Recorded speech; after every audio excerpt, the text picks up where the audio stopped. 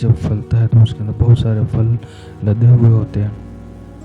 कि पेड़ जब घना हो जाता है, बहुत बड़ा हो जाता है, उसकी जड़ें जब ज़मीन के अंदर जाती है तो वो बहुत बड़ा और बहुत मजबूत पेड़ हो जाता है। हालेलुया।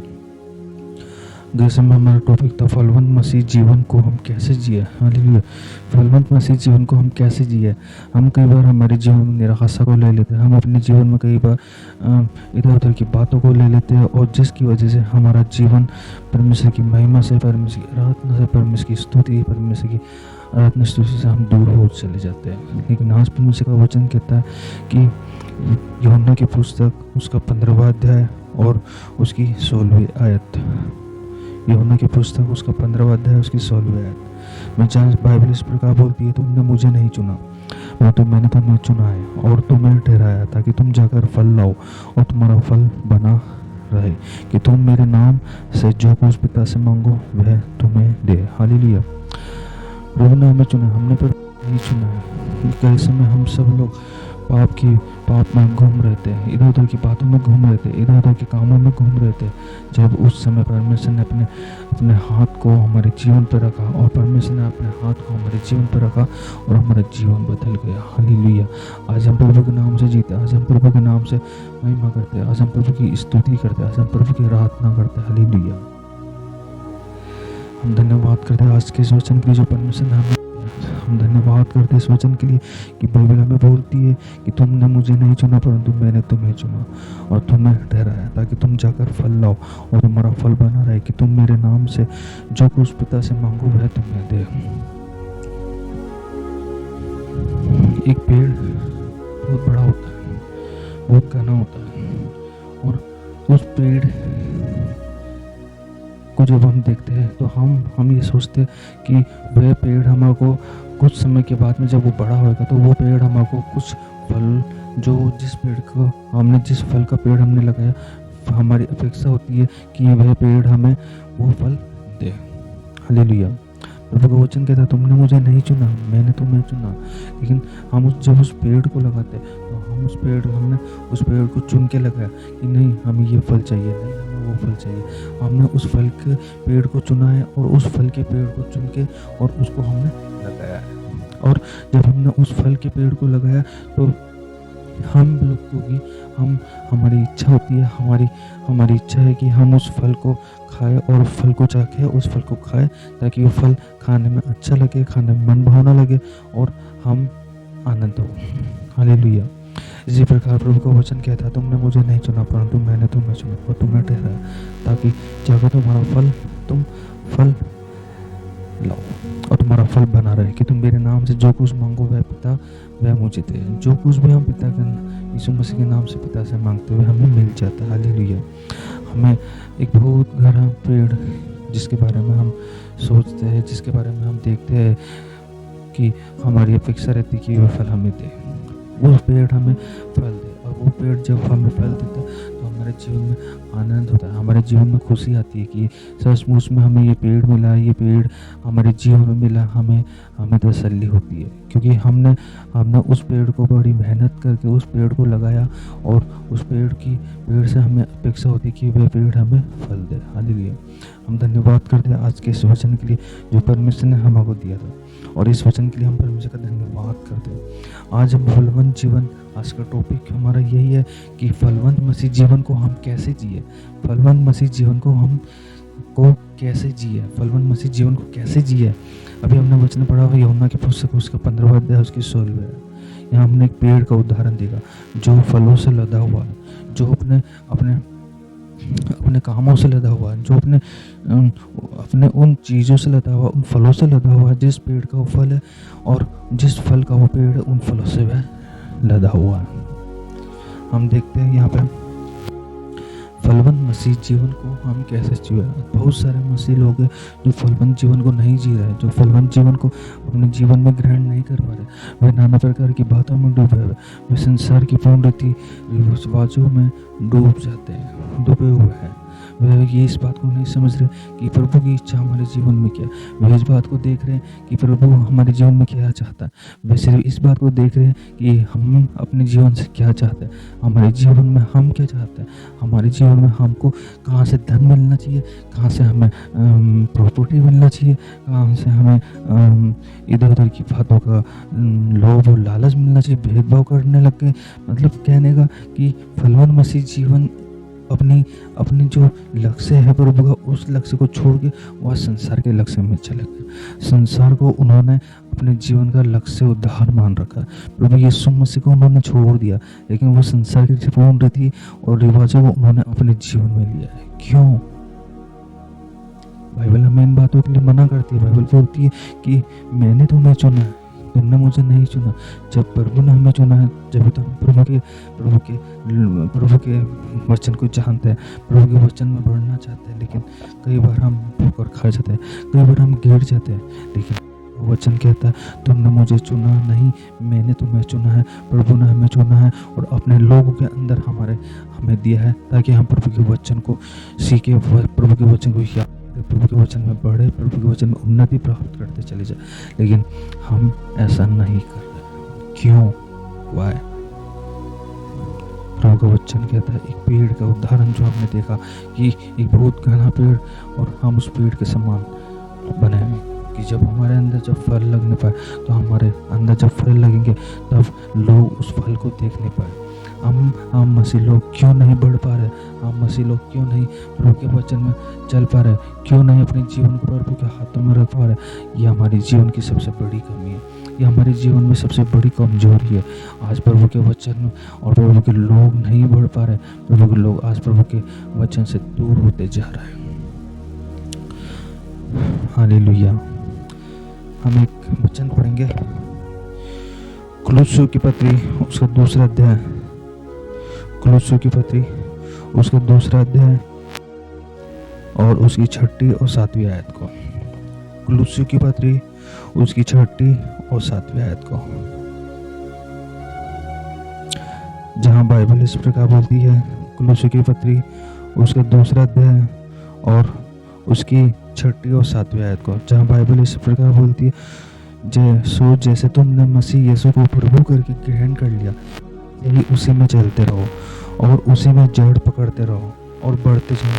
जैसे तुम सिखाए गए वैसे ही विश्वास में दृढ़ होते जाओ और अत्यंत धन्यवाद करते रहो। हालेलुया। हम धन्यवाद करते हैं आज के इस वचन के लिए, कि मैं बोल रही है कि हमने जब प्रभु यीशु मसीह को तो हम उसी में चलते रहे, उसी में जड़ पकड़ते रहे और उसी में हम। लेकिन हम आज कहाँ बढ़ रहे हैं? आज हम संसार के रीति रिवाज में बढ़ रहे, आज हम संसार के कामों में बढ़ रहे हैं। आज हम संसार में अपने ध्यान को लगाए बैठे कि संसार में हमें कब हमें बड़ापन मिले, हम कब इस संसार में अपने जीवन को बड़ेपन में दिखाने पाए। लेकिन वचन कहता है संसार के पूर्ण रीति रिवाजों को हमें ख़त्म करके पौलुस कहता है कि जैसे प्रभु मसीह यीशु को प्रभु करके ग्रहण कर लिया, वैसे ही उसी में चलते रहो और उसी में जड़ पकड़ते और बढ़ते जाओ। आज हम बढ़ नहीं रहे, आज हम घटते रहे, आज हम कम होते जा रहे। आज हम प्रभु के वचन में बढ़ने से हमें किसने रोका? हम तो अच्छी भली बात प्रभु के वचन में दौड़ रहे थे, लेकिन किसने रोका? क्यों? शैतान आपके जीवन में क्यों कार्य कर रहा है? शैतान आपके जीवन में क्यों नाना प्रकार की बातों को बांध रहा है? आप सोचें, अपने जीवन से सोचें कि प्रभु का वचन हमारे जीवन से क्या चाहता है, प्रभु का वचन हमारे जीवन से क्या नहीं चाहता। आज हम इन चीज़ों के बारे में, इन बातों के बारे में हम देखें। आज वैसे ही हम उसमें भी चलते रहे और जड़ पकड़ते रहे और बढ़ते चले जाए। हमने जब मसीह को ग्रहण किया है तो उसी में चलते रहे, जड़ पकड़ते रहे और उसी में बढ़ते बढ़ते जाओ उसके अंदर। हालेलुया। आज हम यहाँ पे देखेंगे फलवंत मसीह जीवन ना होने के 3 कारण। जब हम प्रभु में होते, जब हम मसीह में होते तो हमारा जीवन फलवंत नहीं होता। जब हम प्रभु के साथ चलते हैं तो प्रभु के कई बार हम प्रभु के साथ चल रहे हैं, लेकिन हमारा जीवन फलवंत नहीं है। इन बातों के बारे में आज हम यहाँ पे पढ़ेंगे कि फलवंत मसीह जीवन ना होने के 3 कारण, फलवंत मसीह जीवन ना होने के 3 कारणों को आज हम यहाँ पे इस समय यहाँ पे देखेंगे। उससे पहले मसीह जीवन में रुकावट आती है इन कारणों से कि जब हम मसीह के वचन में पढ़ते हैं, वचन के कामों में पढ़ते हैं, वचन की सेवाओं में पढ़ते हैं, तो हमारे बीच में बहुत सारी रुकावट आएंगे, बहुत सारे नाना प्रकार के बंधनों जो रुकावटें हमारे जीवन में आ जाती है। उन रुकावटों के कारण हम प्रभु के वचन में नहीं बढ़ पाते, उन रुकावटों के कारण हम अपने जीवन को प्रभु के साथ में नहीं लेके चल पाते। आज हम इन बातों को यहाँ पे कुछ बातों को हम देखेंगे। फर्स्ट नंबर पे हम देखेंगे शैतान। जब हम फलवंत मसीह जीवन न होने के 3 कारणों को हम यहाँ पे देख रहे हैं, तो यहाँ पे हम सबसे पहली बात को हम यहाँ पे देखेंगे शैतान, और हम निकालेंगे आयत 2 कुरिन्थियों उसका 4 अध्याय उसकी 4 आयत को। 2 कुरिन्थियों उसकी 4 अध्याय और उसकी 4 आयत को।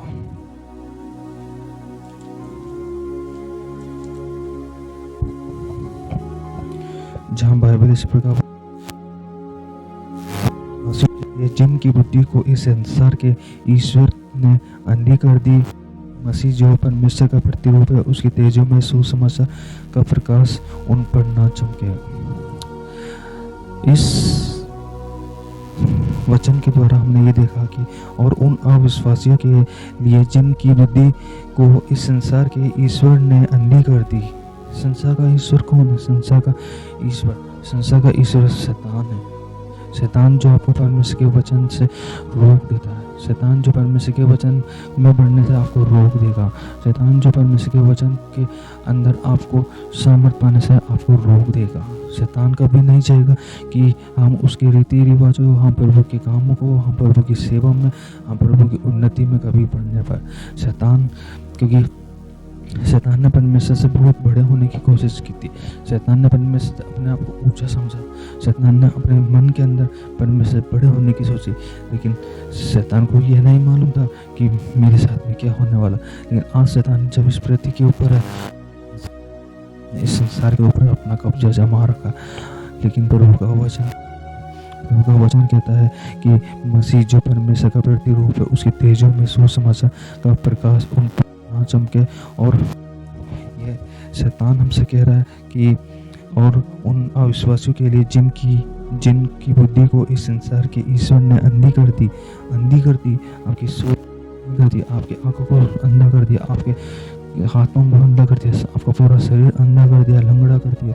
आप प्रभु की सेवा के लिए कुछ नहीं कर पा रहे, आप प्रभु की सेवा में अपने जीवन को नहीं दे पा रहे, आप अपने जीवन को प्रभु की उपस्थिति में नहीं दे पा रहे, क्योंकि आपको परमेश्वर का वचन कहता है कि और उन अविश्वासियों के लिए जिनकी बुद्धि को इस संसार के ईश्वर ने अंधी कर दी, ताकि मसीह जो परमेश्वर का प्रतिरूप है, उसके तेजों में सुसमाचार का प्रकाश उन पर ना।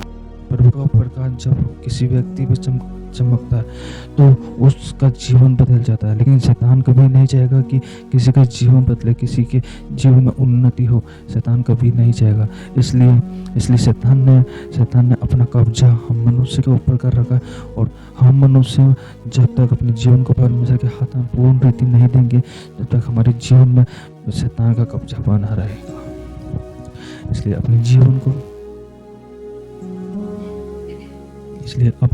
को परमेश्वर के हाथों में पूर्ण रीति दीजिए, ताकि शैतान हमारे ऊपर हावी ना हो, बल्कि प्रभु का वचन हमारे जीवन में हावी होने पर, प्रभु का वचन हमारे जीवन में अद्भुत काम करने पर शैतान को यीशु के नाम से खंडन करते हैं, क्योंकि शैतान हमारा विरोधी है। शैतान हमारे जीवन को बर्बाद करना चाहता है। शैतान हमारे जीवन में नाना प्रकार के उपद्रवों को फैलाना चाहता है।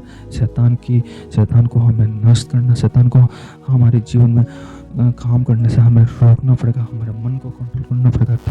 हम प्रभु के वचन को जब अपने जीवन में लेंगे तो शैतान हमारे जीवन को कुछ नहीं कर सकता। Hallelujah, hallelujah, hallelujah, hallelujah. शैतान और उन अविश्वासियों के लिए जिनकी बुद्धि को इस संसार के ईश्वर ने अंधी कर, सारे ऐसे लोग जो प्रभु के वचन को नहीं जानते, बहुत सारे ऐसे लोग जो प्रभु के वचन को नहीं जानते, बहुत सारे ऐसे लोग जो प्रभु के वचन को जानते हुए भी प्रभु से दूर प्रभु से अपने जीवन को दूर कर रखा, प्रभु जी उन्होंने अपने जीवन को प्रभु से दूर कर रखा, उन्होंने अपने जीवन को प्रभु के हाथों में नहीं रख रखा, इसलिए आज उनके जीवन पर शैतान कब्जा कर रहा, इसलिए आज उनके परिवारों में शैतान कब्जा कर रहा, इसलिए आज उनके शरीरों पे शैतान कब्जा कर रहा, इसलिए आज उनके पूरा परिवारों पे शैतान कब्जा कर रहा है। हम फलवंत मसीह जीवन जीने के लिए सबसे पहला है कि हम शैतान से लड़ने की सामर्थ्य को हमें प्राप्त करना पड़ेगा प्रभु से। जब हम इस शैतान की युक्तियों से हम बच सकते हैं, नहीं तो हम शैतान की जाल से नहीं बच सकते। हालेलुया। दूसरा हम सेकंड बात को देखेंगे, सताओ। फर्स्ट नंबर पर हमने देखा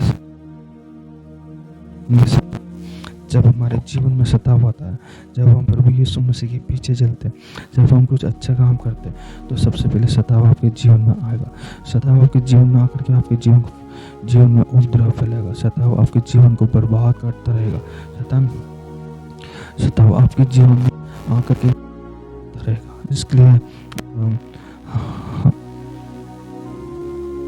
इसके लिए हम निकालेंगे तीमुथियुस उसका 3:12। दूसरा तीमुथियुस उसका 3:12।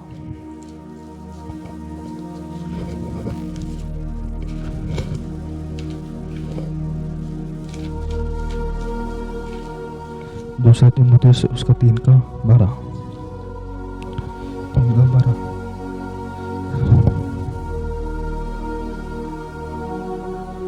Hallelujah, hallelujah, hallelujah, hallelujah.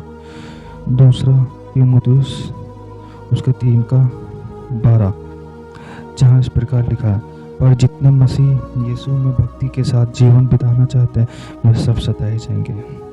जितने भी मसीह यीशु में जीवन बिताना चाहते हैं, धर्म के कामों को करना चाहते हैं, धर्म के ऊपर चलना चाहते हैं, अपने जीवन को प्रभु में चलाना चाहते हैं, सब सताए जाएंगे, सब सताए जाएंगे। कोई भी ऐसा मनुष्य नहीं जो प्रभु के पीछे चल रहा है जो सताया नहीं जा रहा, सबके सब सताए जाएंगे। क्योंकि सताव हमारे जीवन का लक्ष्य है। सताव हमारे जीवन में लक्ष्य बनकर हमारे जीवन के पीछे चलता चला जाएगा। क्योंकि जब हम कुछ अच्छा काम करेंगे तो आपको सबसे पहले शैतान आपके ऊपर कब्जा करने की कोशिश करेगा। शैतान कभी नहीं चाहेगा कि हम कुछ अच्छा काम करें। दूसरे नंबर पर कि हम कोई मनुष्य हमको अच्छा चलते हुए नहीं देख सकते। सब लोग हमारा परिवार हमको गिराने की कोशिश में, हमारे रिश्तेदार हमको गिराने की कोशिश में लगे रहेंगे कि हम प्रभु के वचन में कैसे बढ़ रहा है, कि हम प्रभु में हमारा जीवन इतना अच्छा क्यों चल रहा है। सताव आपके जीवन में आना चालू जब आप प्रभु के पीछे चलना चालू करेंगे तो सताव आप पर सताव होगा। आप नाना प्रकार के बातों में फंसाए जाएंगे, आप नाना प्रकार के बंधनों में बांध दिए जाएंगे, आपको जेल खानों में डाल दिया जाएगा। आपके ऊपर सताव होगा, आपके लोग आपको जीने नहीं देंगे, आपके लोग प्रभु की सेवा करने से रोकेंगे, आपके लोग अच्छे कामों से। क्यों? क्योंकि उन्होंने प्रभु का वचन के पास पहले सताव प्रभु यीशु मसीह के ऊपर भी हुआ था। और जब प्रभु यीशु मसीह के ऊपर सताव हुआ तो आप ये सोचें कि वो सताव हमारे ऊपर भी होगा। कि उस समय भी प्रभु यीशु मसीह को उन लोगों ने सताया था, तो आज भी इस समय भी प्रभु यीशु मसीह के फॉलोवर्स को, दूसरे लोग जो प्रभु यीशु मसीह को नहीं जानते, कई ऐसे लोग तो प्रभु यीशु मसीह के लोगों को सताया जाएगा। आप डरे ना, आप घबराए ना, आप प्रभु के पीछे अपने जीवन को बनाए रखें। आप प्रभु के पीछे अपने जीवन को बना करके रखिए। आप केवल प्रभु को अपना लक्ष्य, अपना उद्धारकर्ता मान के चलिए।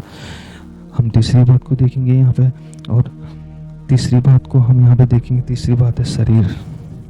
फर्स्ट नंबर पर हमने देखा शैतान, सेकंड नंबर पर हमने देखा सताव, और थर्ड नंबर पर हम देखेंगे शरीर।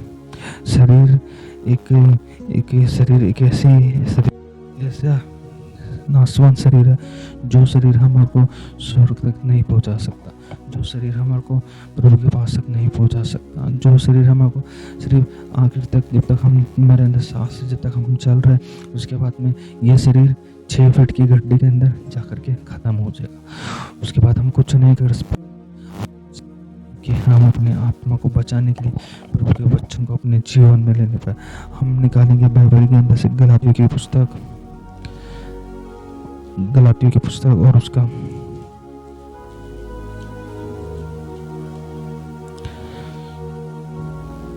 गलातियों की पुस्तक उसका 5वां अध्याय उसकी 19वीं आयत। गलातियों की पुस्तक उसका 19वें अध्याय और 5वां अध्याय उसकी 19वीं आयत को, जहाँ इस प्रकार लिखा है, शरीर के काम तो प्रकट है, शरीर के काम तो प्रकट है। शरीर आपको कभी प्रभु के पास में नहीं जाने देगा। आज कई बार हम भी गिर जाते हैं, हम सब लोग गिर सकते हैं कि हम सबके पास शरीर है, हम भी शरीर में हम सब लोग गिर जाते हैं। कई बार हम प्रभु के वचन में चलना चाहते हैं, कई बार हम प्रभु के वचन में उठते चले जाते हैं, लेकिन कई बार हमारा मन डाइवर्ट हो गया, हम भी गिर जाते हैं। लेकिन जीवन को परमेश्वर के लिए उठाते हैं, पर रेक्टिफाई करता है। इसलिए परमेश्वर का वचन कहता है, गलातियों की पुस्तक उसका 5वां अध्याय उसकी 19वीं आयत में, शरीर के काम तो प्रकट है, अर्थात वे विचार, गंदे काम, लूचपन, मूर्ति पूजा, टोना, बेड़, झगड़ा, ईर्ष्या, फूट, विधर्म, डा, मतवाला, लीला कीड़ा और इनके ऐसे और काम है। इनके विषय में मैं तुमको पहले से कह देता हूँ, जैसे पहले कह भी चुका हूँ कि ऐसे काम करने वाले परमेश्वर के राज्य के वारिस ना होंगे। हालेलुया। ऐसे काम करना ना होंगे। हम सबको ये काम छोड़ना है। शरीर के काम तो प्रकट है, थारा विचार, काम, भेदभाव, घमंड करना, ईर्ष्या करना, क्रोध करना, जो भी प्रभु अच्छे नहीं लगते उन सबको छोड़ना, सब कामों को हमें छोड़ना। हम प्रभु की आराधना करें, प्रभु की स्तुति करें, इस शरीर को मार कूट के हम प्रभु के अपने वंश में लेकर के, ताकि हम प्रभु की सेवा, प्रभु के वचन को अपने जीवन में ले सके और प्रभु के वचन को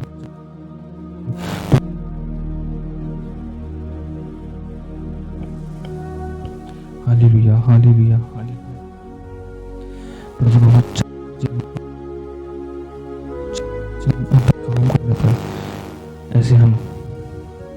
ऐसा हम सब लोग सोचते हैं कि हमारे जीवन का लक्ष्य मजबूत होने पर हमारे जीवन को प्रभु में आदर माने, हम अपने जीवन को प्रभु में आदर माने। हालेलुया।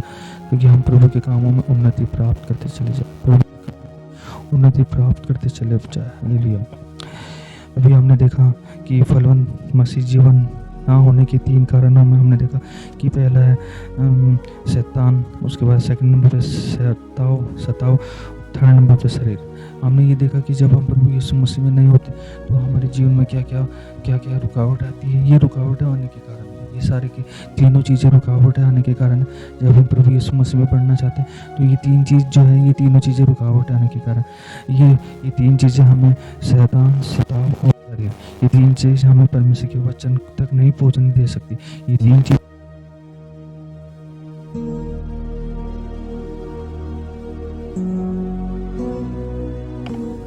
तीनों चीज़ें हमें परमेश्वर के वचन से रोक देगी और हम परमेश्वर के वचन से वंचित रह जाएंगे। क्यों ना हम अपने जीवन को परमेश्वर के हाथ में दें और परमेश्वर के कामों को अपने जीवन में लेने पर। हालेलुया। हम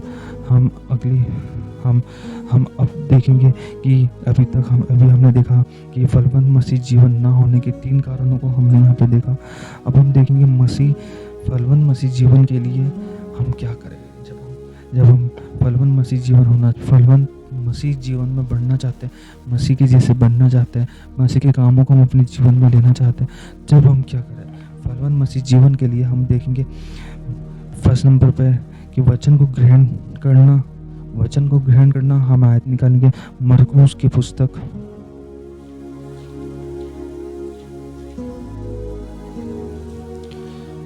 हालेलुया हालेलुया। मरकुस की पुस्तक उसका 4वां अध्याय उसकी 20वीं आयत। मरकुस की पुस्तक उसका 4वां अध्याय उसकी 20वीं आयत, जहाँ बाइबल इस प्रकार कहती है, और जो अच्छी भूमि में बोए गए ये वह है जो वचन सुनकर ग्रहण करते हैं और फल लाते हैं, कोई 30 गुना, कोई 60 गुना और कोई 100 गुना। Hallelujah, hallelujah.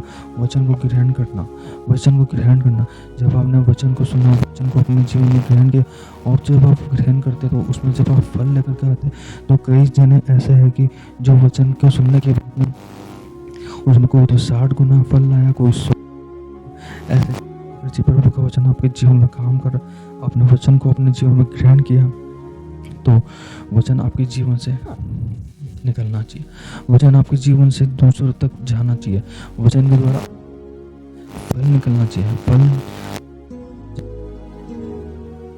फल निकलेंगे तो जीवन से दूसरों तक वो फल पहुंचना चाहिए, ताकि जब वो फल निकलेंगे तो वचन के द्वारा परमेश्वर अपने वचन को दूसरे लोग तक जब आपके जीवन में डालेगा तो वो वचन फैलने पाए। हालेलुया। सेकंड नंबर पर हम देखेंगे वचन को समझना, वचन को समझना। फर्स्ट नंबर पर हम देखा वचन को ग्रहण कर, वचन को समझना, और इसके लिए हम आयत निकालेंगे मत्ती की पुस्तक और उसका 13वां अध्याय और उसकी 23वीं आयत को। मत्ती की पुस्तक उसका 13वां अध्याय उसकी 23वीं आयत को। जो अच्छी भूमि में बोया गया, ये वह है जो वचन को सुनकर को सुनकर समझता है और फल लाता है, कोई 100 गुना, कोई 60 गुना, कोई 30 गुना।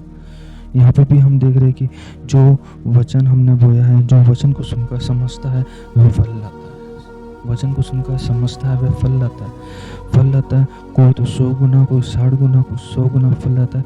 वचन को ग्रहण किया आपने अपने जीवन के अंदर तो फल लाया, वचन को समझा तो फल लाया। और बाइबल हमें बताती है कि जो अच्छी भूमि में बोया गया वह है जो वचन को सुनकर समझता है और फल लाता है, कोई 100 गुना, कोई 60 गुना, कोई 30 गुना। आप अपने जीवन में परमेश्वर के वचन से कौन सा फल ला रहे हैं? अच्छा फल ला रहे हैं या बुरा फल? ये आप सोचें कि परमेश्वर का वचन कहता है कि जो वचन को सुनकर समझता है वह फल लाता है, फल लाता है। फल जब आप इधर उधर जाएंगे, जब आप अपने दोस्तों में, अपने मित्रों में, अपने रिश्तेदारों में निकलेंगे, तब आपके जीवन के द्वारा नदियाँ बहना चाहिए दूध की, कि आपके वचन की नदियाँ बहना चाहिए। कि जब आप तो परमेश्वर का वचन जैसे नदियाँ जो बहती है, दूध की नदी या पानी की नदी, जो भी हम उनको देखते हैं, तो जब वो बहती है तो ऐसे बहती है जैसे मानो समुद्र है। और आज जब वचन जब आपके जीवन में, तो ऐसा मानो कि परमेश्वर का वचन आपके जीवन से बह रहा हो और लोग उद्धार पा रहे, लोग दोस्तों की ताकतों से छोड़ जाए, ऐसा सामर्थ आपके जीवन से निकलना चाहिए। हालेलुया। हम तीसरी बात को देखेंगे। तीसरी बात है यहाँ पे वचन को संभालना। इसके लिए हम आयत निकालेंगे वचन को संभालना, और इसके लिए हम आयत निकालेंगे लूका की पुस्तक उसका 8वां अध्याय उसकी 15वीं आयत।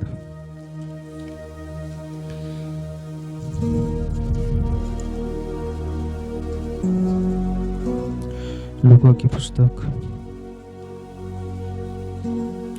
उसका 8वां अध्याय उसकी 15वीं आयत में, जहाँ इस प्रकार लिखा है, पर अच्छी भूमि में के है वह है जो वचन को सुनकर भले और उत्तम मन में संभाले रहते हैं और धीरज से फल लाते हैं। हालेलुया। जो अच्छी भूमि में से वह है जो वचन को सुनकर भले और उत्तम मन में संभाले रहते हैं और धीरज से फल लाते हैं। हम वचन को सुनते हैं, हम वचन को ग्रहण करते हैं, वचन को समझते हैं, सब करते हैं, लेकिन जब आप वचन को संभाल के चलेंगे तो मानो आप धीरज के साथ में परमेश्वर के वचन को संभाल रहे हैं। पर अच्छी भूमि में के वह है जो वचन सुनकर भले और उत्तम मन में संभाल रहते हैं और धीरज से फल लाते हैं। धीरज आपके जीवन का लक्ष्य होना चाहिए, आपके जीवन का लक्ष्य धीरज होना चाहिए। आपको धीरज आपके जीवन में बहुत जरूरी है। जब आप कुछ काम करते, प्रभु की सेवा को आप करते, जब आप किसी के पास में वचन शेयर करते, तो सबसे बड़ी बात कि आपके जीवन में धीरज होना चाहिए। उसके जीवन में कब काम होगा ये आप नहीं जानते। उसके जीवन में एक समय ऐसा, जब आपने किसी को वचन सुनाया तो उसमें समय लगेगा। वो वचन उस समय में काम नहीं करेगा। वो वचन आने वाले समूह में काम करेगा, जब परमेश्वर उसके जीवन में अद्भुत काम करेगा, जब उसके जीवन में अद्भुत काम होगा, वो व्यक्ति आपके पास में आएगा कि प्रभु के दास ने मुझे वचन सुना और आज वो वचन काम करा। एक दम वो वचन काम नहीं करेगा, एक दम वो वचन काम नहीं करेगा, क्योंकि हमने पहले भी इस बात को देखा था कि वचन जब हम फलवंत होना चाहते हैं तो फलवंत होने के लिए हम प्रभु के पीछे चलते हैं, तो फलवंत एकदम नहीं होते उसमें, लेकिन के बाद में हम उस वचन के अंदर फलवंत होना चालू होता है, हमारे घरों में होना चालू होता है, हमारे परिवार फलवंत होना चालू होता है। इसी प्रकार हमें धीरज धरना जरूरी, और जब हम धीरज के साथ में फलवंत होना चालू हो, हालेलुया। हम फलवंत होंगे, हम प्रभु के लोग हैं, हम परिस्थितियों के लिए नहीं बनाए गए, हम इधर उधर की बातों के लिए नहीं बनाए, हम महिमा के लिए बनाए गए, हम प्रार्थना के लिए बनाए गए, हालेलुया। हमने यहाँ पे देखा 3 बातों को, वचन को ग्रहण करना, वचन को समझना और वचन को संभाले रखना। इन तीनों बातों को हम अपने जीवन में लेने पाए, हम अपने जीवन से उन 3 बातों को निकाले, शैतान की, सताव की और शरीर की बातों को हम अपने जीवन से निकाले, लेकिन वचन को ग्रहण करें, वचन को समझे और वचन को संभाल के हम अपने जीवन में रखने पाए, हालेलुया। हम धन्यवाद करते हैं आज के इस वचन के लिए जो परमेश्वर ने हमें दिया है, कि जो वचन हमारे जीवन में काम करने पाए। हम इस वचन हम इससे ये समझते कि परमेश्वर का वचन को हमने ग्रहण किया है, समझना बहुत ही ज़रूरी है, और वचन को हम अपने मन में संभाल कर रखें और बांटे, दूसरों तक हम उस वचन को बांटने पाए, ताकि तभी तो हमारा आत्मिक फलवंत मसीह जीवन को आप अच्छे से जी सकते हैं। नहीं तो आप भी उन लोगों की जैसे जिएंगे जो लोग प्रभु के वचन को नहीं जानते, जो लोग प्रभु को नहीं समझते, जो लोग प्रभु के वचन में अभी तक नहीं बढ़े। लेकिन हमें प्रभु के वचन में फलवंत होना है। हम एक मसीह परिवार है, हमें मसीह परिवार को फलवंत होते हुए देखना। हम मसीह परिवार जब प्रभु में बढ़ेगा, प्रभु में उन्नति प्राप्त करेगा, तभी तो लोग इस बात को देखेंगे कि हम एक मसीह परिवार है, और मसीह परिवार जब मसीह ने दुख उठाया तो मसीह परिवार भी दुख उठाएगा, और जब एक समय आएगा कि जब प्रभु उस मसीह परिवार को खड़ा करके उन्नति ले जाएगा, हालेलुया। हम धन्यवाद करते हैं आज के इस वचन के लिए। हमने देखा फलवंत मसीह जीवन को कैसे जिए और कैसे नहीं जिए। हम कई बार शैतान की बातों में आ सकते हैं, हम कई बार सताओं में गिर जाते हैं, हम कई बार शरीर में गिर जाते हैं, लेकिन मेरे प्रियो हमें नहीं गिरना, हमें वचन को ग्रहण करना अपने जीवन के अंदर, उसे समझना है और उसको संभाले रखना है, और उसको संभाले रखने के साथ साथ हमें उस वचन को आगे तक पहुंचाना, ताकि वो वचन जब वहाँ तक जाएगा दूसरे लोग तो वो आशीष जो उनको मिली है वचन हमारे को भी देना चाहता है, जो आशीष हमें मिली वो वचन उनके द्वारा उनके परिवारों में भी उनको वो आशीष देगा। उनके परिवार बंधनों से आज़ाद हो जाएंगे, उनके परिवार आशीषों से भर जाएंगे, उनके परिवार में जो लड़ाई जो झगड़े उत्पन्न हो रहे सब खत्म हो जाएंगे, हालेलुया। हम धन्यवाद करते हैं कि इस बात को हम बोलना चाहते हैं कि हमने प्रभु को नहीं चुना है, बल्कि प्रभु ने हमें चुना है, और सचमुच में प्रभु ने जब हमें चुना है तो हम प्रभु की योजना, प्रभु की इच्छा के अनुसार हम अपने जीवन को चलाने पाए। हम अपनी इच्छा को अपने जीवन के द्वारा नहीं चलाने पाए, क्योंकि जब हम हमारे जीवन को अपनी इच्छा के अनुसार चलाते हैं तो हम हमेशा ठोकर खाते हैं, हम गिर जाते हैं, हम नाना प्रकार के बंधनों में बन जाते हैं। लेकिन जब हम प्रभु की इच्छा को अपने जीवन में रखते हैं तो हम हर एक बंधनों से आज़ाद रहते हैं, हम हर एक रुकावटों से आज़ाद रहते हैं, और प्रभु हमें उन्नति देता है, प्रभु हमें आशीष देता है।